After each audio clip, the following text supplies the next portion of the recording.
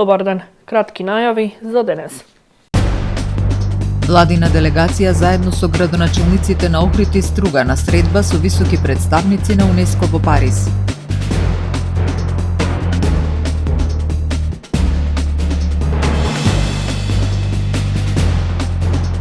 Религијата не забранува органодарителство.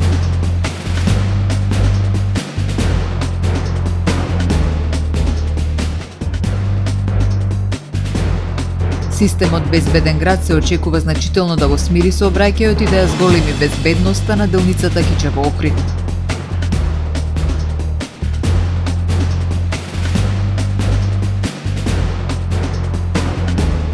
Општина Охрид ќе субвенционира традиционални занаети.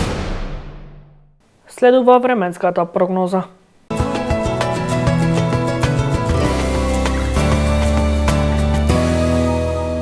Во Охрид денеска имавме променливо облачно време со врнежи од дожд. Дуваше слаб до умерен ветер од северозападен правец. Максималната дневна температура се искачи до 8 степени. Утре во Охрид времето ќе биде променливо облачно со повремени слаби врнежи од дожд. Ќе дува слаб до умерен ветер од југоисточен правец. Утринската температура од 3 степени, а максималната дневна до 8 степен. Температурите во Македонија утре во интервал од 0 до максимални 10 степени. До крајот на оваа недела следува период на претежно облачно време со повремени врнежи од дожд кои на повисоките места ќе преминуваат во врнежи од снег. Повремено наместа врнежите ќе бидат пообилни. До сабота ќе дува југоисточен и југозападен ветер, а во недела ветерот ќе го смени правецот и ќе дува засилен северен ветер.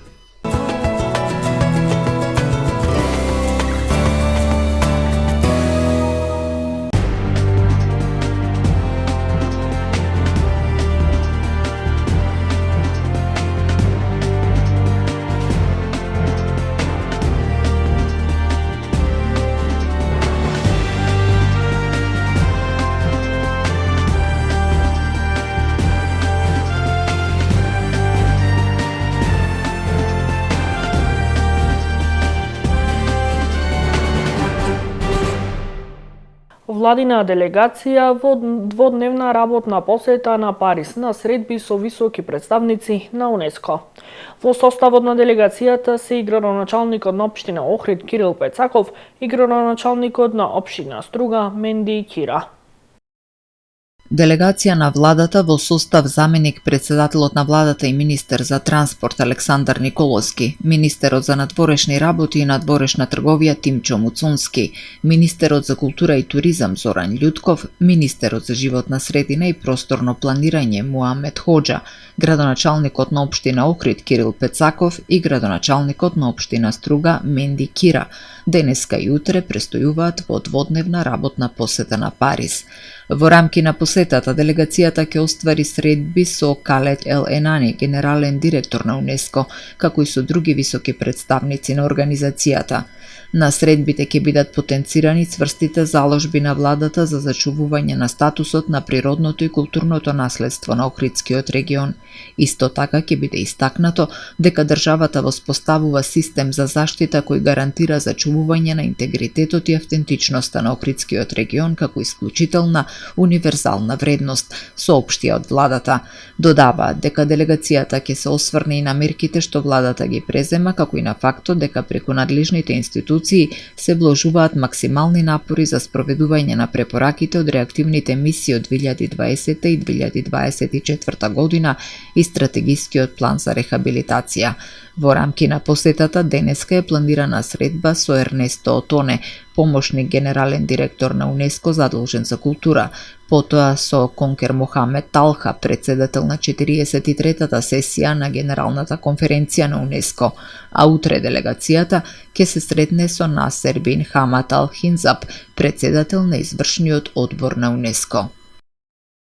Верата не забранува органодарување, напротив го поддржува како чин на љубов и спасување живот. Во време кога десетици пациенти чекаат трансплантација, представниците на верски заедници испраќаат заедничка порака до јавноста. Дарувањето органи е висока духовна вредност. Верата не забранува органодарување, напротив го препознава како чин на љубов, највисока хуманост и милосрдие. Во време кога стотици пациенти во земјава чекаат трансплантација на органи и нова шанса за живот, представниците на верски заедници испраќаат јасна порака: дарувањето органи не е спротивно на верата, туку висока духовна вредност. Нема поголем дар во тоа животот свој да го дадеш за ближниот свој.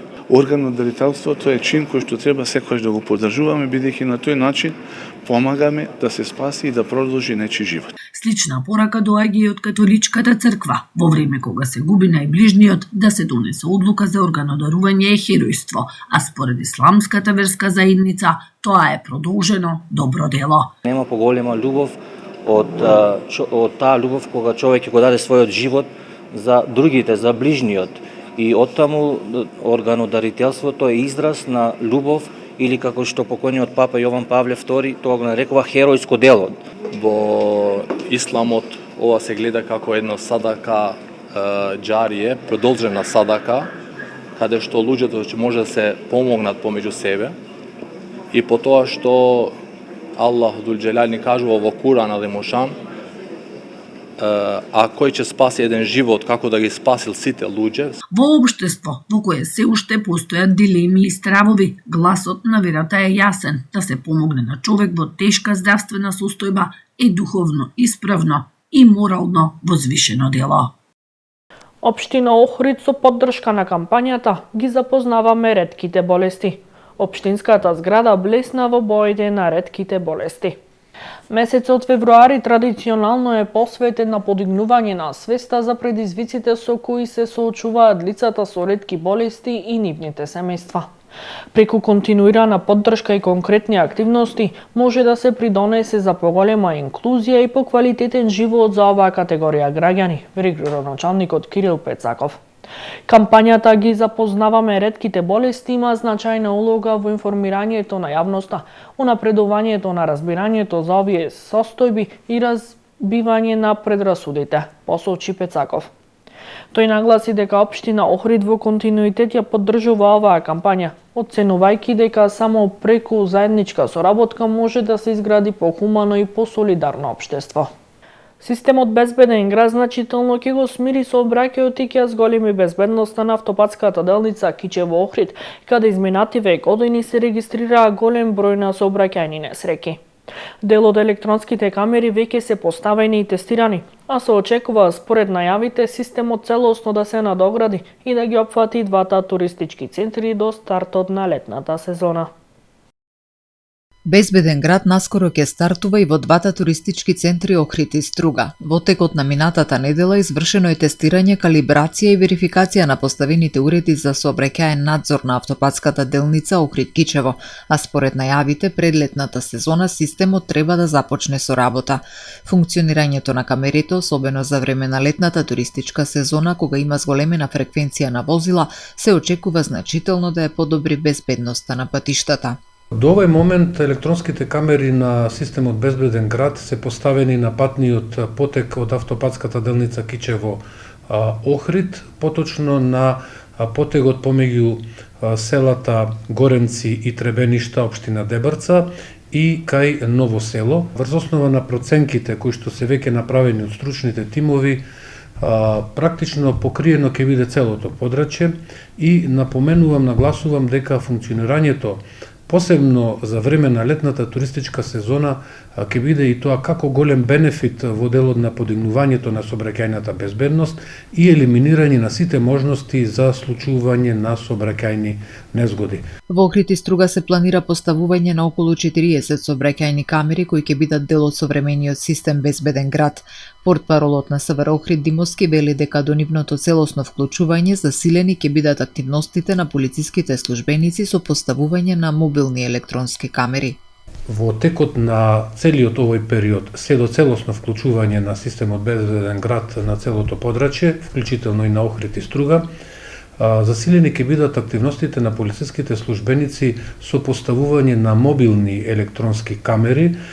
Целта е една и единствена, а тоа е подигнување на степенот на сообраќајната безбедност посебно на патниот потек Охрид-Кичево автопатската делница, каде што во изминатиот период, изминативе години, за жал случајни се повеќе сообраќајни незгоди во кои имаме и жртви. Од СВР Охрид посочуваат дека воведувањето на системот Безбеден град намене за детекција на прекршоци и зголемување на сообраќајната дисциплина ќе влијае на смирување на сообраќајот и намалување на сообраќајните прекршоци, особено на автопатската делница Охрид-Кичево, каде изминативе години се регистрирани голем број на сообраќајни несреќи. СВР Охрид поднесе кривична пријава против 43 годишно лице од Охрид и против правен субјект со седиште во Охрид, поради постојање основи на сомнение за сторено кривично дело, повреда на правата од работен однос. Пријавениот во својство на сопственик и управител во правниот субјект свесно не се придржувал кон одредбите од Законот за заснавање на работен однос и во правното лице, уредно не го пријавил и не извршил работничко осигурување на сега починатиот работник КЛ од Охрид, со што му ги одзел и ограничил правата што му припагале. Управителот дозволил пристап на сега веќе починатиот работник на работно место кое е изложено на сериозни и специфични опасности, без притоа да добие посебни упатства за работа, односно дозволил да извршува работни задачи како помошник монтер, без притоа да изврши основна обука од областа на безбедност и здравје при работа и без соодветен здравствен преглед во здравствена организација по медицина на трудот, информираат од СВР Охрид. Општина Охрид ќе ги субвенционира традиционалните занаети согласно програмата за поддршка на локалниот економски развој за 2026 година.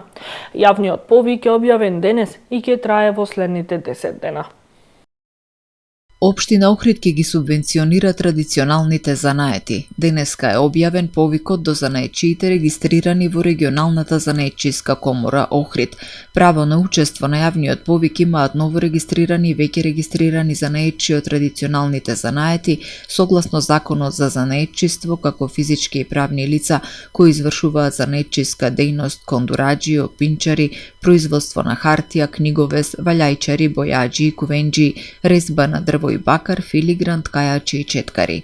Висината на субвенцијата ќе се утврдува така што вкупниот износ на средства планирани за оваа активност во буџетот на општината ќе се распределат пропорционално со бројот на пријавените занаетчи од традиционалните занаети и кои што ги исполнуваат условите и критериумите од повикот. Секој барател кој ги исполнува условите од повикот ќе добие ист износ на средства.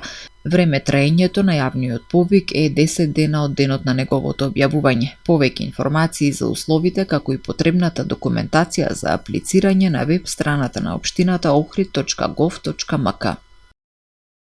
За повеќе информации посетете го порталот tvma.mk. Пријатно!